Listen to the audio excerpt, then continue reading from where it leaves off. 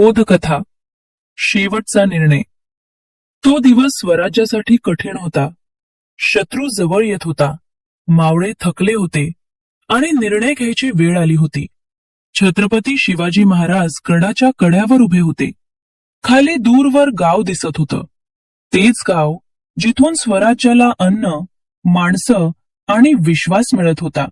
मावळ्यांनी सांगितलं, महाराज, शत्रू त्या गावातूनच येणार आहे. गाव रिकामं करावं लागेल. कदाचित जाळावंही लागेल. थोडा वेळ शांतता होती. वारा जोरात वाहत होता. पण महाराज काहीच बोलले नाहीत. ते म्हणाले, त्या गावात किती घर आहेत? मावळा म्हणाला, 100च्या आसपास. आणि माणसं?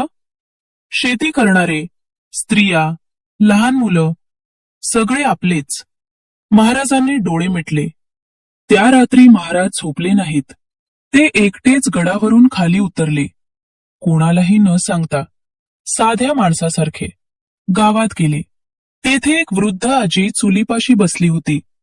महाराजांनी विचारलं, आजी, भीती नाही वाटत का? आजी म्हणाली, भीती आहे बाळा, पण विश्वास आहे. शिवबा आमच्यासाठी चुकीचा निर्णय घेणार नाही. ते शब्द महाराजांच्या काळजावर घाव घालून गेले. थोडं पुढे एक लहान मुलगा झोपेत बडबड करत होता. आई, उद्या बाबा येणार ना? महाराज तिथेच थांबले. त्यांच्या डोळ्यात पाणी आलं. परत गडावर आल्यावर मावळे वाट पाहत होते. महाराज म्हणाले, गावाला हात लावायचा नाही.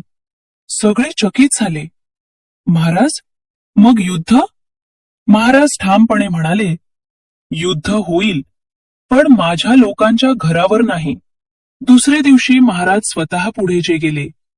रणनीती बदलली, पण विद्या दिवशी मावळ्यांना कळलं, शिवाजी महाराज फक्त युद्ध जिंकत नव्हते, ते माणसं जपत होते.